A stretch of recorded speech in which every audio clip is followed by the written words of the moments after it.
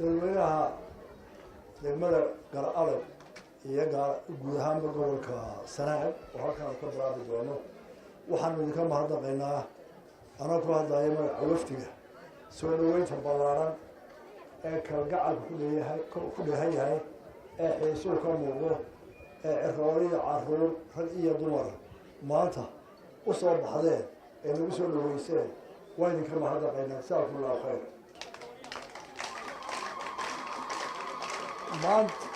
maanta oo qura idinka mahadnaqi maynee in badan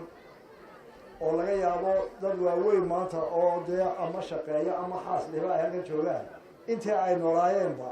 geedkan iyo degmada waa lagu soo dhaweynayo baabuba sacabkuna waa kasii weynaanayay kalgacalkuna waa kasii badanayay aada iyo aad baa ugu mahadsantahay sanadaha badan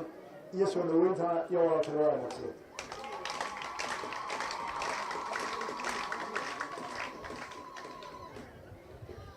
baahiyi halkan laga sheegay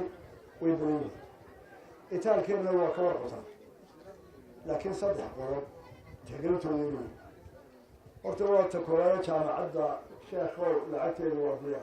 yaa la yidhaha bisha February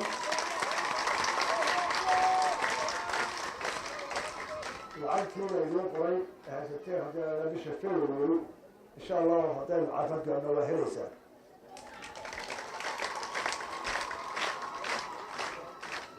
biyuhu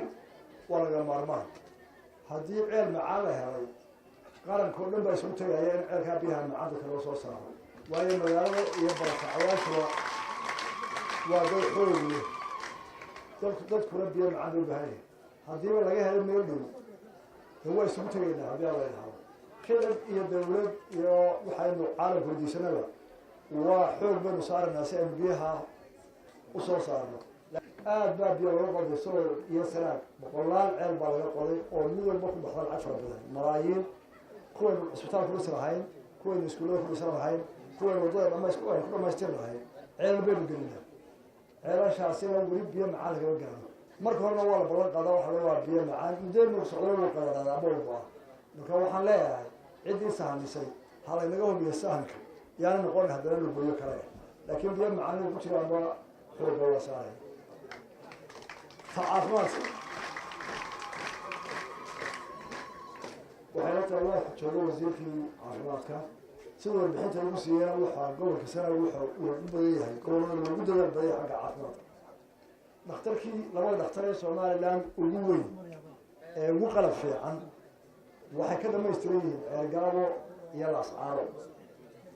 inankii ila halkan gobolada soo gaarsiin waxaa kow ka ah horta labada dhakhtar ee ugu waaweyn dalka in badan baa galbeed loo sii socday inay yihiin Laascaano iyo ceergaabo qalabkii oo dhan iyo dawladda ay taale ceergaabo dhawaana la furi doona gobol ahaan kolba waxaa la sameeyaa waa la kordhin doonaa meesha dad badan ku bataba waa loo kordhiyaa caafimaadka laakiin waa in la helaa meel gobolka oo dhammi referal ah oo waxa waaweyn oo la geeyo laakiin meesha dadku badaya waxaa la weyneynayaa caafimaadka adeegiisa waa la kordhin doonaa haddii la yidhahdo kolba intay tabarteeda gasho dee gar adag noo warwari maysaan wixii aan waxayno inaan kala baxay iyadoo la kala baxaa waayo dee kulmiye geedkan buu ka aha qaaday kulmiye wuxuu dhalay dawlad tii hore cudadkii baa ahayd tana waa cudadku xigeenkii dee markaa la kala maayee